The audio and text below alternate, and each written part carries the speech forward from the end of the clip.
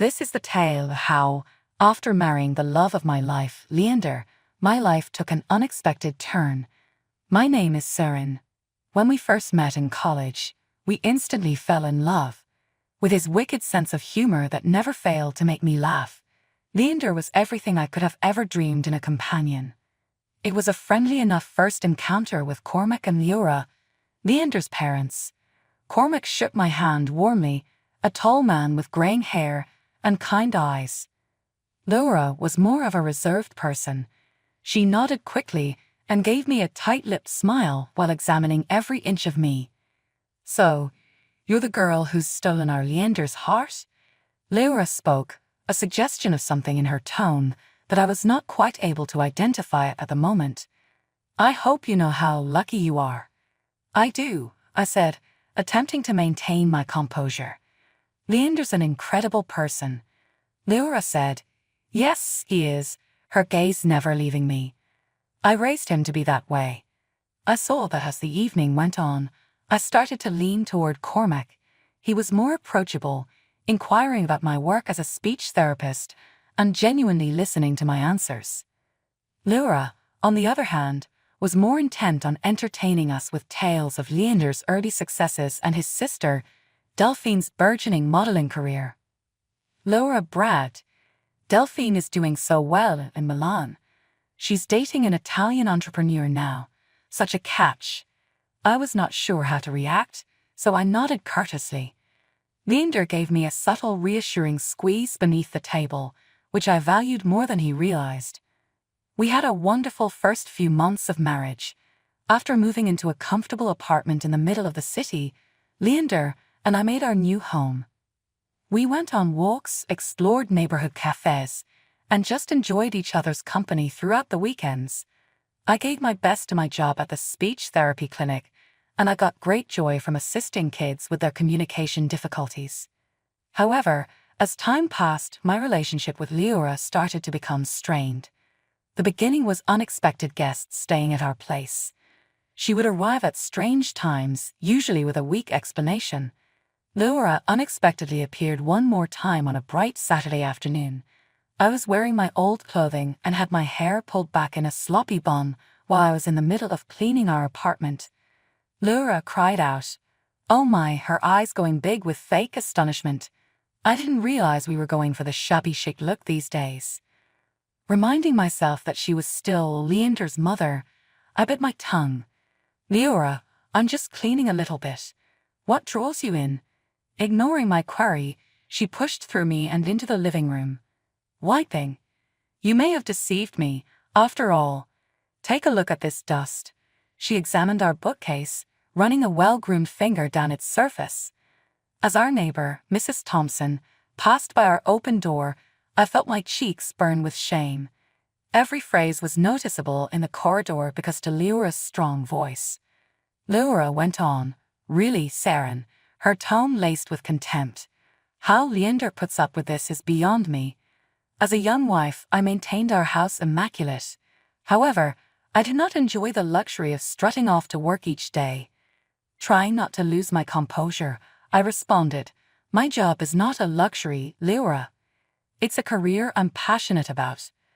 Leora snorted, "My darling, passion does not maintain a house. In relation to that, Leander, where are you? Working late once more, or maybe somewhere else?" Her tone was clearly implying something, and it took every fiber in my body not to strike out at her. Rather, I inhaled deeply and murmured, "Leander is at the gym. He'll shortly return home." Leora thought, a cunning smirk dancing over her lips. "Well, I suppose we'll see." I gently nodded while holding back the reply that was about to come forth. Leander entered at that moment, carrying his exercise bag on his shoulder. "Mom," he said, his voice revealing his astonishment. "What are you doing here?" "Just checking in on you too," Leora said in a kind way. "Someone has to make sure you're being taken care of properly." Sensing the tension, Leander's gaze flitted between Leora and me. "Mom, Seren looks after me so well. I also look after her. We work together as a team." Leora's grin narrowed. "Obviously, my darling. I should probably go now. Next week, don't forget about supper. I fell into the couch as soon as the door shut behind her, my eyes welling up with frustrated tears. Saren, I'm so sorry, Leander murmured as he sat down next to me and embraced me. I'll speak with her once more. This needs to end. I had no idea that things would soon shift in our life beyond our wildest dreams. A few weeks later, my menstruation was absent. I wrote it off as stress at first, but as the days passed, I was forced to consider the idea. My hands trembling, I took a pregnancy test. When I eventually glanced at the stick after what seemed like an eternity of 2 minutes, there it was, 2 pink lines. I had a baby. Leander's face glowed with sheer happiness as I told him about the pregnancy. He pulled me into his embrace and twirled me around our living area. With tears of joy beaming in his eyes, he shouted, "We're going to be parents. Saren, I just can't believe it. This is incredible." But when we realized we had to tell Leander's parents the news, the lovely bubble broke. Perhaps stupidly, I thought that the possibility of having a grandchild would make Leora more tolerant of me. Over supper at their place, we made the decision to inform them. Leander cleared his throat and gave me a squeeze beneath the table as we sat around the dining room table. With joy in his voice, he said, "Mom, Dad, we've got some excellent news. Saren is expecting a child." A broad smile spread across Cormac's face. He patted Leander's shoulder across the table and shouted, "That's fantastic. You two deserve congratulations." But Leora said nothing at all, her silence unsettling. Her lips pushed into a thin line, her eyes narrowing as she glanced at me. "Well, I guess congratulations are in order," she eventually stated in a frigid voice. "Saren, I really hope you're ready for the role. You know, raising children is a full-time job." There was a noticeable tension in the space. Sensing our unease, Cormac attempted to refocus the topic by inquiring about our preparations for the nursery and whether or not we had chosen names. The weeks went by, and my physique started to transform. I experienced severe morning sickness, to the point where there were days when I could hardly get out of bed. I forced myself to keep up with work and housework even though I felt terrible since I didn't want to offer Leora any excuses. One very difficult evening, Leora unexpectedly dropped by our place. My feet were swollen and my back hurt, and I was completely worn out from work when I got back. "Oh my," Leora said as she entered, her gaze darting over my unkempt look. "Saren, you look just awful. Are you certain that you're looking after yourself properly? And the home, well, hasn't it seen better days?" I bit my lip to contain my annoyance-filled tears. "Leora, I'm doing my hardest. Being pregnant is not easy." Her hand was waved off dismissively. "Nonsense. For millennia, women have been bearing children. It's not necessary to raise such a fuss over it. I never allowed being pregnant with Leander to get in the way of my work." Something inside me broke as she went on to critique everything, including the contents of our fridge and the quality of our clothes. "Leora, I appreciate your concern, but I'm tired, I'm nauseous, and quite frankly, I don't need this right now," I answered, my voice quivering with repressed emotion. "In my opinion, it would be better if you left if you couldn't be supportive." Leora's shut eyes widened, then crinkled dangerously. "Oh, I never," she snorted. "Do you talk to your elders like this? To relatives? I promise that Leander will hear about this." With a smash at the door, she stormed out. Just when I thought life could become much more complex, something unexpected happened in our lives. The doorbell rang loud and insistent one day. Delphine, Leander's sister, was standing there with puffed eyes and a bag at her feet as I opened it. "Delphine?" I let out a gasp. "What's off?" She collapsed into my arms, crying uncontrollably. "It's Marco," she cried out. "I had to part from him. He treated me cruelly. I just about made it out alive." With my head spinning, I ushered her inside. Delphine had always seemed to have it all: a prosperous husband, a beautiful life in Italy, and a fruitful modeling career. But as she told her experience, a very different image became apparent. "He exploited me," Delphine gasped. "He never gave me money. He never offered assistance, and now—" She put a hand to her belly, and I gasped to see that she was expecting. Soon after, Delphine contacted Leora, who showed up. With all the anger for the missing Marco and all the anxiety for her kid, she came in like a hurricane. "You're fine, my dear," she enticingly said to Delphine. "We'll handle everything." I gave birth to our lovely daughter, Emma, a few weeks later. Laura was so preoccupied with Delphine, who gave birth to a baby, Luca, just 2 weeks after I did, that she hardly noticed Emma's arrival. With her grandson, Laura was overjoyed and showered him with presents and care, hardly giving Emma a second glance. In our home, a distinct pattern started to take shape as the months went by. Delphine got more and more conceited with Leora's encouragement. She was obsessed with going back to her pre-pregnancy form and spent her days receiving massages and treatments at beauty centers. She chose to live off of her parents' largesse rather than looking for work. It didn't take long for the kids to be ready for school. When Emma and Luca were placed in the same class, Leora's obvious partiality was further exposed. Emma would frequently be left behind for me to take up after work when she picked up Luca from school. Laura appeared to be there only for Luca at school functions, not even recognizing Emma's attendance. Laura had become unwell one day. Delphine turned to face me, not wanting to mess with her beauty regimen. "Saren, you'll need to pick up Luca, make his lunch, help with his homework, and get him ready for his school play," she stated in a tone that left no room for disagreement. "I have appointments and Mom can't handle it." Although her assumption surprised me, I had to concur. I couldn't bring myself to discipline Luca for the actions of his mother and grandma in spite of everything. After all, he was a good youngster and had nothing to do with the adult's behavior. I assumed everything would resume as usual when Laura recovered. Rather, she came up to me and made an absurd request. "Saren, you must understand why Delphine needs assistance now that you've seen how much work it takes to care for Luca," she said in an overly charming tone. "We believe it is only just that you pay a portion of his tuition. You would be supporting an unmarried mother." I was shocked into a brief period of stillness, followed by a wave of rage. "Without a doubt, no," I firmly said. "I have to support my own child, Leora. Delphine needs to think about finding a job if she needs assistance." Laura exploded with rage and ran off to complain to Leander. To my great relief, he fully supported me, putting her in her proper place and stating unequivocally that her demands were not acceptable. The day of the sketching competition at school arrived. For weeks, Emma had been slaving away at her art, putting her all into each creation. The previous evening, when she carefully placed her paintings into her school bag, her joy was evident. We were packing things to depart that morning when Laura suddenly appeared at our door.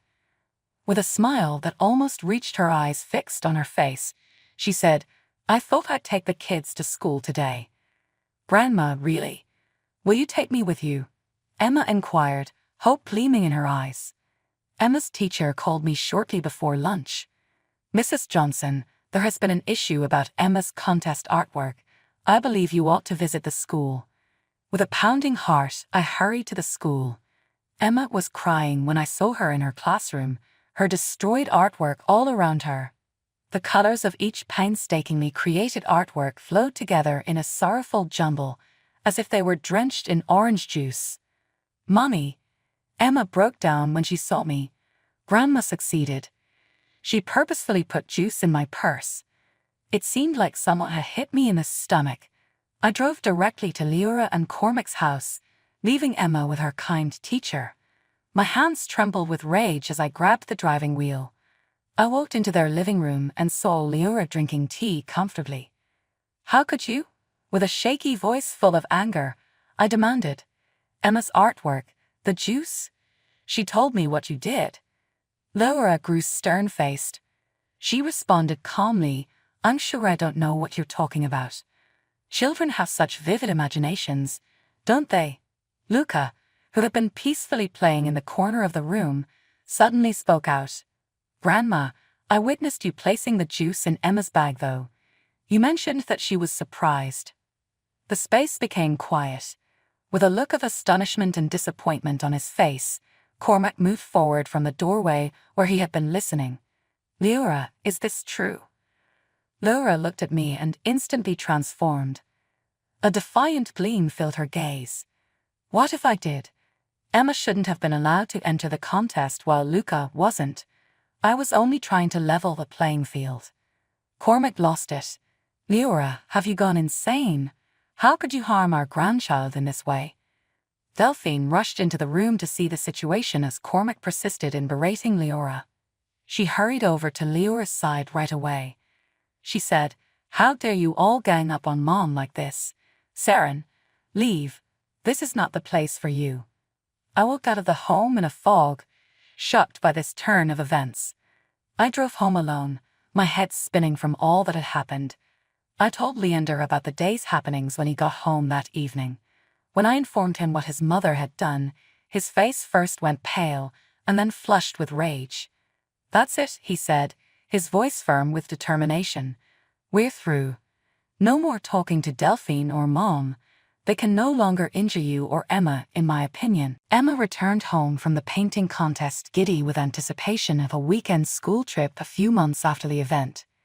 Her excitement was contagious, and I couldn't help but smile at the thought of her getting to spend time making wonderful memories with her friends. My happiness was short-lived, though, as I discovered Delphine was in charge of handling the trip's money collection. I quickly completed the payment, making care to obtain a receipt and, as a precaution, to snap a screenshot of the bank transfer. Emma got up early on the morning of the trip, her little luggage packed and waiting for her at the door. Emma was virtually jumping with excitement when we got to the school early. But my heart fell when I saw Delphine, armed with a clipboard, standing there as we got closer to the bus. "Name?" As we arrived at Delphine, she inquired icily. "Emma Johnson," I answered, attempting to seem impartial. Delphine pretended to go over her list. She apologized, but her apology was non-existent.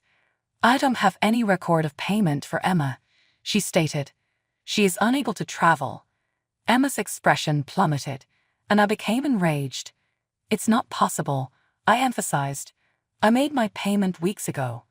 To verify it, I have the bank transfer and receipt." Delphine gave a shrug. "Saren, I'm at a loss for words. It's not paid if it's not on my list." Emma began to weep, and I was powerless. With a look of concern on her face, the instructor, Mrs. Anderson, came up to us. "What appears to be the issue?" she inquired.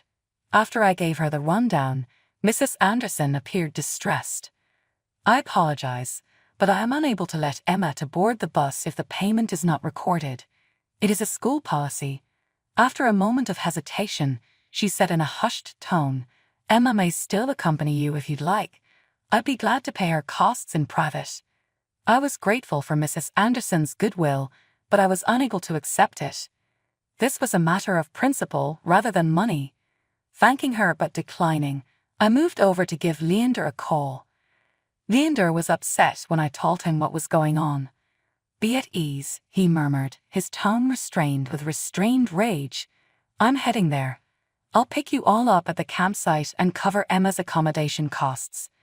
This vacation won't be missed by her." I turned back to Emma and Mrs. Anderson, relieved. I said loudly enough for Delphine to hear, "Emma will be joining you at the campsite. Her father will meet you there to sort out any payment issues." As promised, Leander paid for Emma's stay at the campsite and met the school group there. In the end, our kid had a great time engaging in outdoor activities and meeting new friends. However, Leander and I weren't going to overlook Delphine's behavior. Emma got home, and we headed to the police station. The inquiry was completed quickly. As it happened, Delphine had purposefully left Emma off of the list of participants who had been paid, even though she had really received our cash. She was made to refund the money and may have gone to court as a result of her activities. Our family's division appeared unfixable at this point, but at least we were making a statement.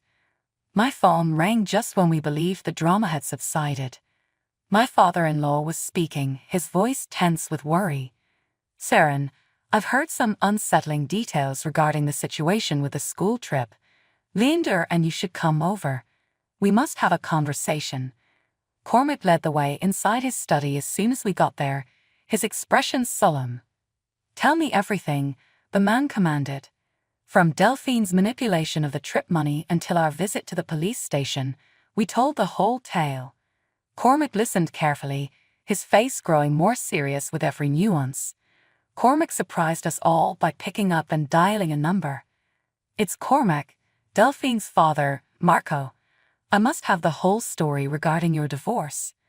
Cormac put the phone on speaker, and Leander and I sat there in startled silence. The room rang with the accented voice of Marco. Marco remarked, "Mr. Johnson, I've been waiting for this call," with a tired tone. Delphine was not the victim that she claimed to be in actuality. She was pathologically envious, had tantrums all the time, and spent money like it was water. However, the tipping point came when I discovered her with someone else. I was forced to dissolve our marriage. Cormac went pallid. "What about child support, though?" Delphine stated that you declined to pay. Marco laughed sourly. "Dismissed? I make a sizable monthly payment. The news that you have been paying for bills shocks me. I figured the money was going to Luca's medical expenses." Laura stormed into the room at that same moment, her face twisted with wrath. She grabbed Cormac's phone out of his grasp. She cried over the phone, "How dare you spread such lies about my daughter? You're obligated to support her, and Luca. Do you hear me?" The call was cut off as Cormac wrestled the phone back. The only sound in the room was Leora's labored breathing as tension descended upon the room. "Leora, get Delphine in here now," Cormac ordered in a voice that was uncannily calm. Delphine burst into the room with fancy shopping bags a few minutes later. Her arrogant look wavered when she noticed the solemn expressions in her immediate vicinity. "Delphine," Cormac said, "we are fully aware of everything. The falsehoods regarding Marco, finances, and infidelity. This ends now. Starting tomorrow, you will be hired. No more freebies. No more opulent shopping excursions." Delphine's surprise soon gave way to rage. She screamed, "You can't do this to me. Mom, tell him." Laura leaped to Delphine's defense right away. "Cormac, stop being so silly. Our daughter requires our assistance." Cormac eventually lost patience and got to his feet. He said, "Enough. You two have my ire, and this is my house. Now you two are heading out. And Leora, this signifies the dissolution of our union. My desire is for a divorce." Chaos broke out in the room. Despite Delphine and Leora's cries and pleas, Cormac remained unwavering. Leander and I watched in disbelieving silence as years of deceit and manipulation came to an end. Our lives changed dramatically in the months after the violent altercation at Cormac's residence. As promised, Cormac filed for divorce from Leora. He gave her just recompense in spite of her deceptive actions, thinking it would provide her a new beginning. But as time went on, we discovered that Delphine had received the most of the money from Leora, and she promptly wasted it on ostentatious purchases and luxuries. They both quickly discovered that they were in really difficult financial situations. After discovering Delphine had been lying, Marco battled for exclusive custody of his kid.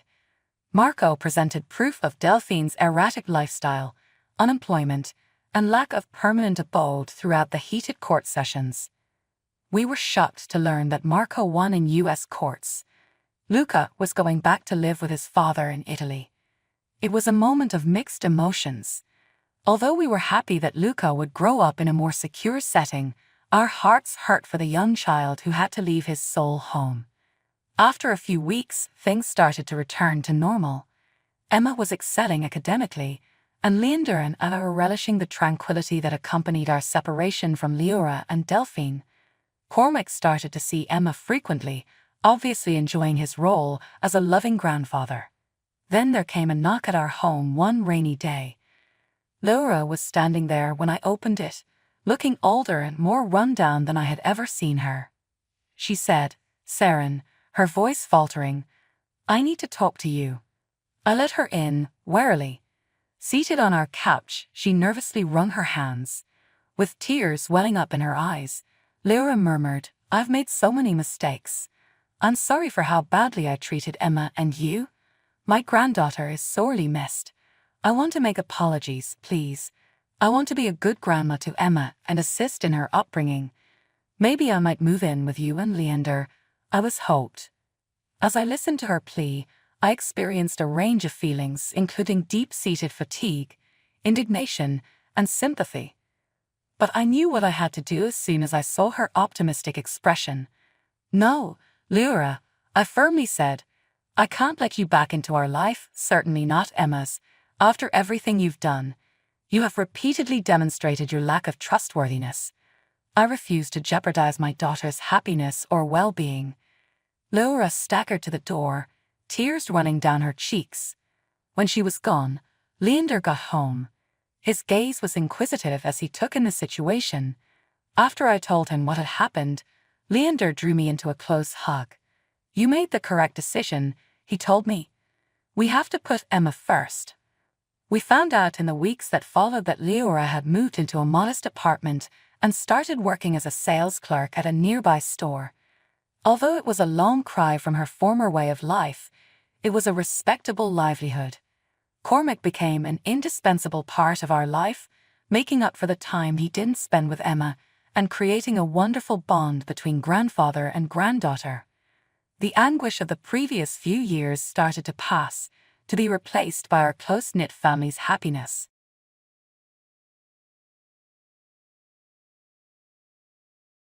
Hi, I'm Martha. I'm almost 68 now, and I've been a widow for a while. This big old house has been my home for over 4 decades, filled with more memories than I can count, some good, some bad. I've lived here so long that I swear these walls in my heartbeat. My kids, Tom and Sarah, are all grown up now, but we've always stayed close.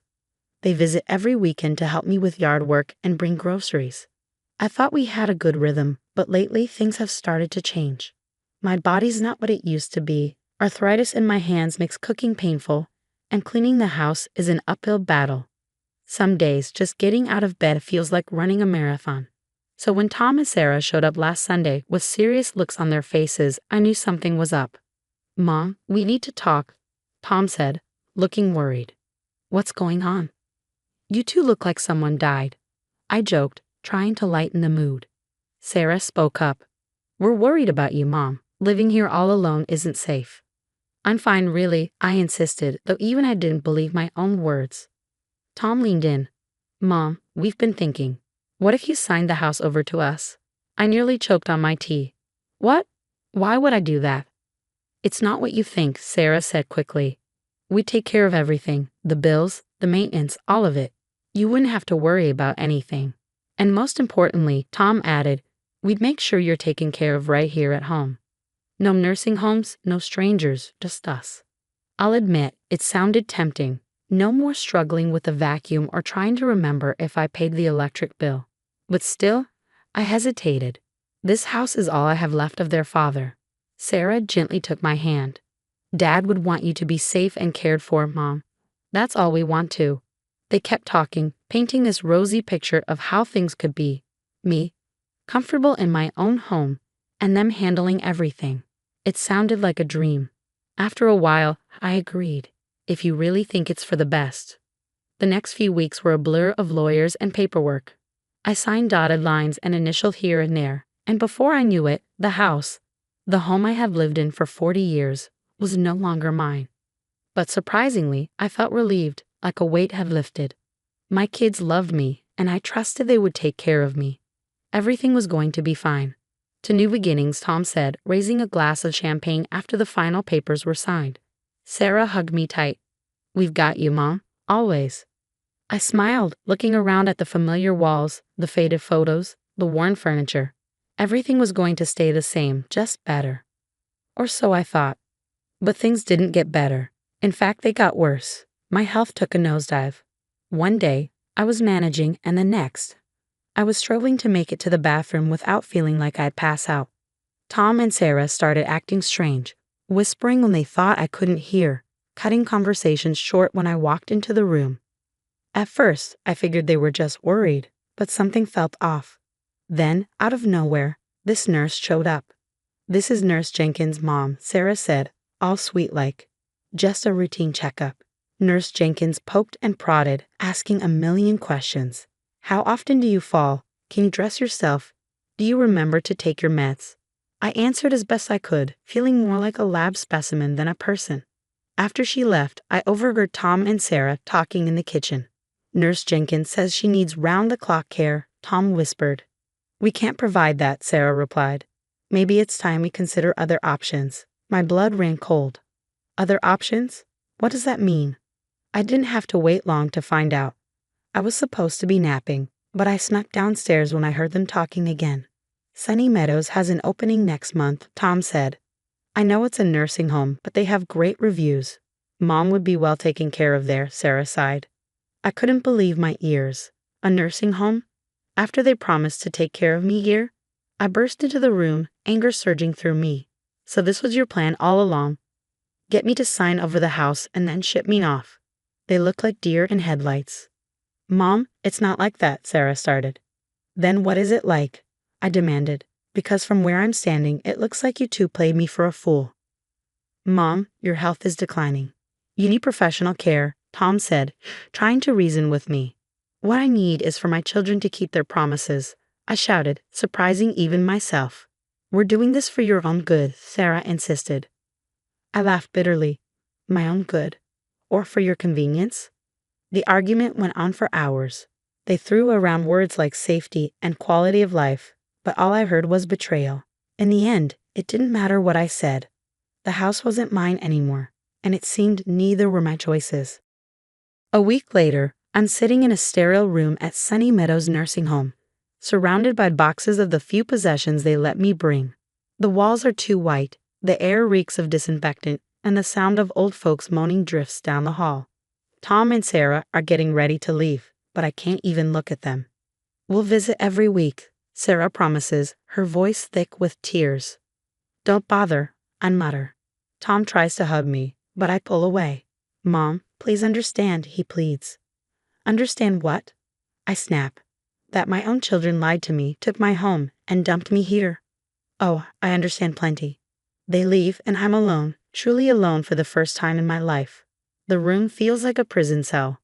The bed's too small, the window's too high, and I curl up on the unfamiliar mattress, letting the tears come. This isn't how it was supposed to be. This isn't what they promised. I gave them everything, and this is how they repay me, by locking me away like some dirty secret. As I lie there, listening to the strange noises of my new home, one thought keeps circling in my mind. Asterisk, this isn't over, asterisk, they think they've won, that I'll just roll over and accept this. But they don't know me very well if they believe that. This is just the beginning. I'll be damned if I go down without a fight. The first few weeks at Sunny Meadows were hell. I felt like a fish out of water, gasping for air in this cold, sterile place. The nurses were kind enough, but it wasn't home. It wasn't my life. One day, I was sitting in the common room, staring out the window and feeling sorry for myself, when this spitfire of an old lady plopped down next to me. "You look about as happy as a cat in a bathtub," she said, grinning. "Name's Gladys. What's your story, honey?" For some reason, I spilled my guts to her. Maybe it was the look in her eyes, like she'd seen it all before. "Damn kids," Gladys muttered when I finished. Sounds a lot like what happened to me. But you know what? I ain't rolling over, and neither should you. She told me about her grandson, Mike, a hotshot lawyer who specializes in elder rights. The next thing I knew, Mike was sitting across from me, all serious in his fancy suit. "Mrs. Martha, what happened to you is not okay," he said, his voice firm. "It's called elder abuse, and it's illegal." "Elder abuse," I repeated, the words tasting bitter in my mouth, but they're my children. Mike leaned forward. "Family or not, what they did was wrong. You have rights, and we're going to fight for them." He explained terms like financial exploitation, emotional abuse, and neglect. It was like he was speaking a new language, but one that finally gave words to what I'd been feeling. You're not alone, Mike assured me.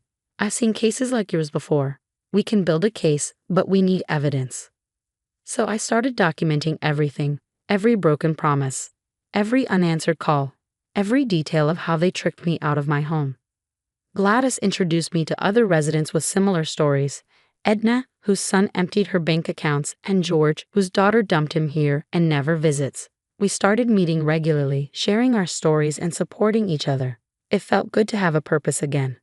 We're not just going to sit here and take it, George declared one day. We're going to fight back. Mike put us in touch with a support group for elder rights, and suddenly, I wasn't just a victim anymore. I was an advocate, a fighter. I started physical therapy, determined to get stronger. I researched laws and regulations, filling notebook after notebook with information. One night, lying in bed, I realized I wasn't sad anymore. I was angry, and that anger was fuel. You picked the wrong old lady to mess with, kids, I muttered to myself. Mama's coming for you, and she's bringing hell with her. The next morning, I march into Mike's office, leaving my walker abandoned in the corner. I'm ready, I announce, fire burning in my chest. Let's take them down. Mike grins. That's what I like to hear, Mrs. Martha. Let's get to work. As we sit and plan our next move, I feel more alive than I have in months. My kids thought they could brush me aside, forget about me, but they're about to learn the hard way. Never underestimate a pissed-off old lady with nothing left to lose. This fight is just getting started, and I'll be damned if I don't come out on top. They wanted to put me away and forget about me. Well, I'm about to become unforgettable. Mike and I hit the ground running, building our case brick by brick. We gathered every scrap of evidence, bank statements, property records, even recorded conversations. It was like piecing together a jigsaw puzzle of betrayal. Meanwhile, elder abuse cases started making headlines. Some big-shot celebrities' kids had pulled the same stunt, and suddenly, everyone was talking about it. I saw my chance and took it. I went on local news, told my story, and before I knew it, it went viral. My wrinkled face was plastered across the internet, my story shared thousands of times. People were outraged, demanding justice. Tom called me, panic in his voice. Mom, what are you doing? This is destroying us. Karma's a asterisk, isn't it? I shot back before hanging up. Sarah lost her job at the bank. Tom's law firm put him on leave. Their perfect little lives were crumbling, and I couldn't find it in me to care. The state launched a full-scale investigation into Sunny Meadows and my case. Turns out, there was a lot of shady stuff going on there that had nothing to do with me. Mike was in his element, presenting our case to the DA. We've got them dead to rights, he assured me. They're going down. When Tom and Sarah were charged with elder abuse and fraud, I felt nothing. No satisfaction, no vindication, just emptiness. The day of the trial came, and I walked into that courtroom with my head held high. Gladys by my side for support. Tell us what happened, Mrs. Martha, the prosecutor said. So I did. I laid it all out, the lies, the manipulation, the betrayal. I looked my children in the eye as I spoke and saw the shame on their faces. I gave you everything. I set my voice steady. My love, my trust, my home. And you threw it all away for what? A quick buck. The jury didn't take long to reach a verdict. Guilty on all counts. As part of their sentence, Tom and Sarah had to forfeit all assets gained through their fraud, including their own homes. Karma indeed. But it wasn't over. My story struck a nerve. Politicians started falling over themselves to propose new laws protecting the elderly. They called it the Martha Act imagine that. After it was all said and done, Gladys made me an offer I couldn't refuse. Come live with me, you old bat, she said affectionately. My place is too big for just me anyway. And here I am, starting a new chapter. Gladys and I, well, we've become quite the dynamic duo. We travel around, speaking at conferences, sharing our stories, and fighting for those who can't fight for themselves. I won't lie. There are days when I miss Tom and Sarah, days when I wonder if I did the right thing.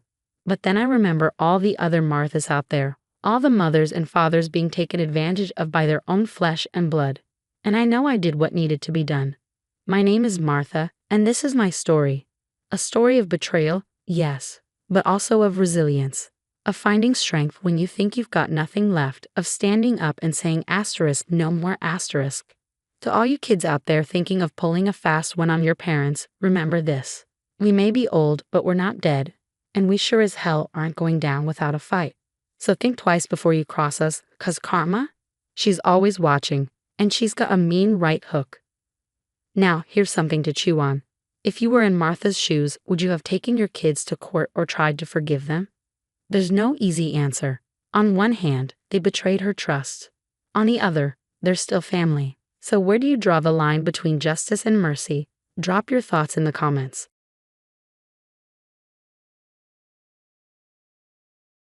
Hi, I'm Charlotte, 35 and thriving in marketing. I thought I had life all figured out until I met James. He swept me off my feet, and before I knew it, we were saying I do. Wild, right? But then came the twist. James had a 12-year-old son, Tyler. Moving in with him was like walking into a minefield. I tried everything to bond with Tyler. Hey buddy, I made your favorite lasagna. I'd say, hoping for even a hint of a smile. But all I got were eye rolls and mumbled whatevers. It was like talking to a brick wall. One night, while helping him with homework, I said, "Let's tackle these fractions together." He slammed the book shut and snapped, "I don't need your help, you're not my mom." I turned to James for support, but all I got was, "Just give him time." But time wasn't working. Tyler's attitude got worse. Messy room, missed curfews, constant backtalk. When I tried to lay down some ground rules, James would swoop in. "Don't be so hard on him, Charlotte," he'd say, completely undermining me. It left me questioning everything. Was I the problem? I needed to vent, so I called my best friend, Olivia. "Girl, you won't believe what Tyler did today," I began. "Spill the tea," she replied. I poured out everything. The disrespect, James' lack of support, the mess we were in. After a pause, Olivia said, "Charlotte, honey, these are red flags. Are you sure you're not in over your head?" I hesitated. I love James, but this is rough. I buried myself in work, hoping things would settle at home. But it backfired. A few weeks later, my boss called me into his office. "Charlotte, is everything okay? Your presentations have been off." I forced a smile and said, "Just a little stress. It won't happen again." But inside, I knew something had to change, fast. Then came the phone call. "Charlotte speaking," I answered. It was Tyler's school. "We need you to come in immediately," said his teacher. My stomach dropped. When I arrived, Miss Thompson's grim expression set off alarms. "Tyler has made a serious accusation against you," she said. "What? What are you talking about?" I stammered. "He claims you've been physically abusing him," she explained. My world spun. "That's impossible. I would never." As Miss Thompson continued, Child Protective Services was mentioned. It felt like drowning. "Tyler's lying." I protested. Just then, James rushed in. "What's going on?" he asked, confused. After hearing the situation, he turned to Tyler. "Is this true?" Tyler nodded, avoiding eye contact. "When?" James pressed. "Last week, when you were at work." Tyler mumbled. "That never happened," I shouted, my composure cracking. CPS arrived, and a worker told me I needed to leave the family home during the investigation. Leave? But I didn't do anything.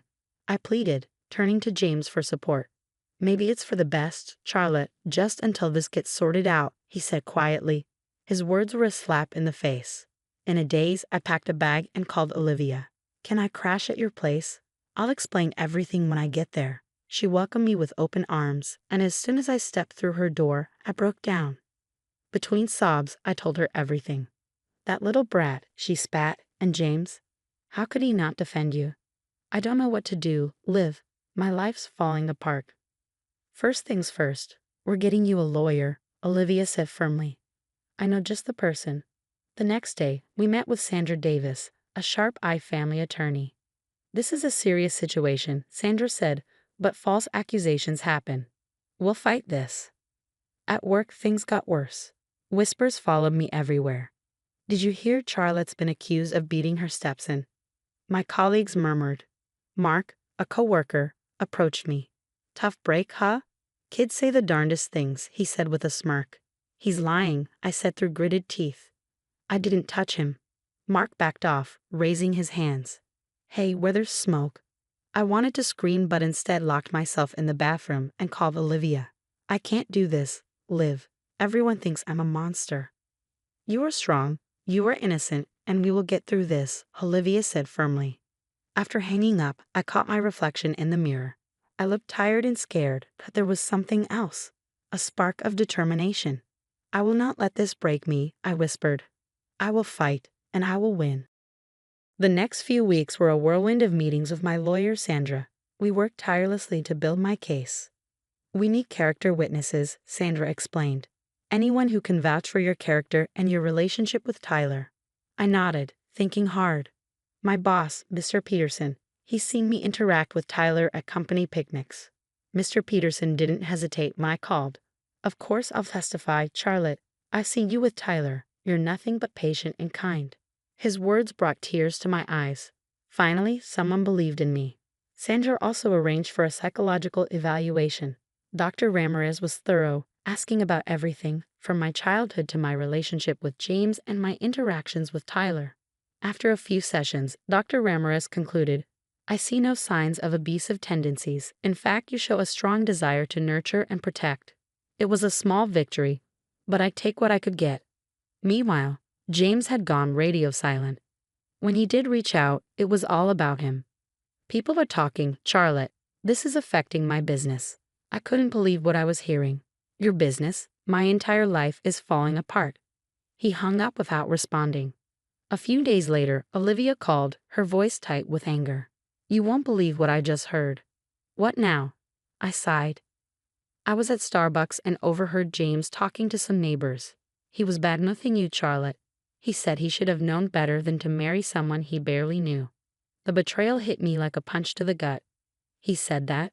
After everything I've done for him and Tyler. I'm so sorry, honey, Olivia said softly. You deserve better than this. Just when I thought things couldn't get any worse, a breakthrough came from an unexpected source. Miss Thompson, Tyler's teacher, requested an urgent meeting with Sandra and me. I've noticed some inconsistencies in Tyler's story, she began, looking uncomfortable. I did some digging, and this isn't the first time Tyler has made false accusations. My heart raced. What do you mean? Miss Thompson sighed. Last year, he accused a teacher of favoritism after he didn't get the lead role in the school play. It was investigated and found to be completely fabricated.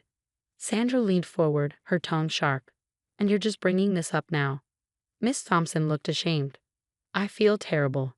I should have checked his history more thoroughly before escalating things. I'm here to make it right. As the investigation deepened, more truths came to light. Tyler's school counselor revealed a pattern of manipulative behavior. Tyler often plays his dad and you against each other, the counselor explained. He shows signs of emotional neglect and creates drama to get attention. It all started to make sense, the tantrums, the lies, the manipulation. Tyler was crying out for help in the worst possible way. But the most shocking revelation came from Tyler's best friend, Kevin. In a moment of guilt, Kevin confessed to Sandra that Tyler had bragged about his plan. He said he was going to make up stories about his stepmom so his dad would kick her out, Kevin admitted. He said his dad always believes him and buys him stuff to make up for it. I felt a mix of anger and pity. Tyler had been hurting for so long, and James had been too blind to see it. As the truth unraveled, I thought back to all the red flags I had ignored. The way James would dismiss Tyler's bad behavior, the expensive gifts that followed every tantrum. I should have seen it, I told Olivia over coffee. I was so focused on making it work, I missed what was really going on. Olivia squeezed my hand. You can't blame yourself. You were trying to be a good wife and stepmom. I nodded, a plan forming in my mind. You're right, but now it's time to start fighting for myself. The day the case was officially dropped should have felt like a victory, but it was bittersweet. My name was cleared, but the damage was done. I couldn't go back to that house, to James and Tyler. It wasn't home anymore. I met with Sandra to discuss the next steps. I want a divorce, I said, my voice steadier than I felt. Sandra nodded, unsurprised. We'll cite James's lack of support and Tyler's false accusations. It should be straightforward. Straightforward maybe, but not easy. Every signature on those papers felt like I was closing a chapter of my life I'd never get back. At work, I threw myself into every project that came my way. During my review, Mr. Peterson said, Charlotte, your performance these past few months has been exceptional. I'm promoting you to Senior Marketing Director. I nearly fell out of my chair. Thank you, sir. I don't know what to say. He smiled. There's more. The position is in our New York office. A fresh start if you want it. I didn't even hesitate. I'll take it. As I packed up my life, Olivia helped, filling me in on the local gossip. James is having a rough time, she said.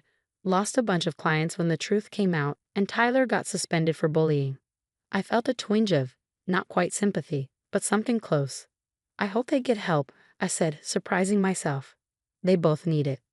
New York was everything I needed. New job, new apartment, new me. I even started volunteering at a youth center, mentoring kids from troubled homes. It felt good to use my experience to help others. 2 years flew by. One afternoon, as I reviewed quarterly reports, my assistant brought in a letter. The return address made my heart skip. Tyler's old school. Inside was a note from Miss Thompson. Dear Charlotte, I hope this letter finds you well. I'm writing to inform you that Tyler has been caught in a serious lie at his new school. He's facing expulsion. James has reached out for help, but I thought you should know. Sincerely, Miss Thompson. I sat back, a whirlwind of emotions hitting me. Part of me wanted to laugh at the irony. Another part ached for the troubled kid I tried so hard to help. You okay, boss? My assistant Jen asked. You look like you've seen a ghost. I smiled, folding the letter. Just a blast from the past. Nothing to worry about. That night, as I got ready for my date with Michael, a kind, understanding man I'd met through my volunteer work, I thought about how far I'd come. 2 years ago, I was fighting to prove my innocence. Now, I was thriving in a job I loved, helping kids who needed it, and dating someone who respected me. As Michael and I walked to dinner hand in hand, I realized something. I was happy, truly, genuinely happy. What are you smiling about? Michael asked, squeezing my hand. I looked up at the New York skyline, my adopted home. Just thinking about how sometimes the worst things that happen to us lead us to the best places. He nodded, understanding in his eyes. Well, I'm glad whatever happened led you here. Me too, I thought. I had survived, I had thrived, and I had found happiness. Meanwhile, those who'd wronged me were facing the consequences of their actions. It wasn't about revenge, it was about justice. And the best revenge was living well. As we entered the restaurant, I made a decision. That letter. I wasn't going to respond. That chapter of my life was closed. I had a new story to write, and I couldn't wait to see how it would unfold. The story ends here, but the conversation is just beginning. What would you have done in Charlotte's shoes when you received that letter about Tyler 2 years later? Would you have responded, offering help despite the pain he caused? Or would you have kept that chapter firmly closed? Your experiences shape your perspective, and we'd love to hear your thoughts. Drop your answer in the comments below and let's get a discussion going. If this story resonated with you, don't forget to hit that like button and subscribe to the channel.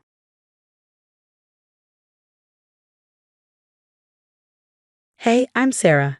I'm 18 and about to graduate high school. Life's been complicated. I lost my mom when I was 12, and yeah, that sucked. Dad did his best, but 2 years ago, he decided we needed some female guidance in the house. That's when Veronica came along, my stepmother. Spoiler, she's no fairy godmother. Sarah, honey, don't you think that shirt's a bit much for school? Veronica's voice is all sugar, but I can tell it's fake as I grab my backpack. I roll my eyes. It's fine, Veronica. Dad bought it for me last month, remember? Oh, of course, dear. I just worry about the impression you're making. Yeah, right. She's always pulling these little mind games, trying to make me second-guess myself. But I'm not falling for it. I dash out the door, texting my best friend, Emma, as I head to school. At it again. Save me, I type. Emma replies instantly. She's the worst. Want me to accidentally spill something on her at the next family dinner. I laugh, feeling better already. Emma's been my rock through all this stepmom drama. At lunch, we're sitting together when my boyfriend Mike plops down next to us. Hey, beautiful, he says, giving me a quick kiss. You ready for the big chem test? I groan. Don't remind me, but yeah, I think I've got it. You know me, always prepared. Emma chimes in, yeah, little Miss Valedictorian over here. Save some brains for the rest of us, will you? We all laugh, and for a moment, I forget about the tension waiting for me at home. But it comes crashing back when I walk in the door to see Veronica, her perfectly manicured nails tapping away on her phone. "Oh, Sarah, there you are. I was just looking at some lovely dresses for your graduation. This pink one would be asterisk darling asterisk on you." I peek at her screen. The dress is hideous, all ruffles and bows, like something for a 5-year-old. "Thanks, but I've already picked out my dress with Dad," I say, keeping my voice neutral. Her eyes narrow for a split second, then she plasters on that fake smile again. "Well, I'm sure whatever you chose is nice." I hurry upstairs, texting Emma. *V tried to get me in a Barbie nightmare dress for graduation. EELP, asterisk. Emma replies, asterisk no way. She's totally trying to sabotage your big day. Don't let her asterisk. I flop onto my bed, staring at the ceiling. Graduation should be exciting. But with Veronica around, I'm always waiting for the other shoe to drop. My phone buzzes. It's Mike. "Hey, you okay? You seemed stressed at lunch." I smile, typing back. "Yeah, just stepmom stuff. Nothing new. Thanks for checking in. At least I've got good people on my side. With Emma and Mike backing me up, I can handle whatever Veronica throws my way. Bring it on, set monster." Graduation photos should be a fun milestone, but I knew there'd be drama. Veronica cornered me one morning, her fake enthusiasm on full display. "Sarah, darling, I've got the perfect makeup artist for your photos. My friend Tanya is absolutely fabulous." "Thanks, but I was thinking of doing my own makeup." Her eyes narrowed. Now, don't be silly. This is a special occasion. Your father agrees it's best to have a professional." Great, she'd already roped Dad into this. I sighed, nodding reluctantly. The day of the shoot arrived and Tanya showed up, looking strangely nervous. I caught her and Veronica whispering and giggling. Red flags everywhere, but what could I do? "All right, Sarah, let's make you gorgeous," Tanya said, spinning my chair away from the mirror. "Trust me, you're in good hands." But as she worked, my skin crawled. The foundation felt thick, the eyeshadow heavy. I couldn't see a thing, and Veronica kept gushing about how stunning I looked. Finally, Tanya stepped back. "All done, ready to see." She spun me around, and I nearly fell out of the chair. Staring back at me was a clown. Bright red cheeks, blue eyeshadow up to my eyebrows, and lips outlined way past their natural shape in deep purple. What is this?" I stammered. Veronica gasped dramatically. "Oh my, Tanya, darling, I think you may have gone a bit overboard." Tanya looked down at the floor. "I am so sorry, I must have misunderstood the brief. The photographer, bless him, stepped in. Maybe we should reschedule, give you time to adjust the look." I nodded, fighting back tears as I rushed to the bathroom to scrub it all off. As I passed by, I overheard Veronica and Tanya in the hallway. "Did you see her face?" Veronica whispered, giggling. "Priceless. That'll teach her to be so full of herself."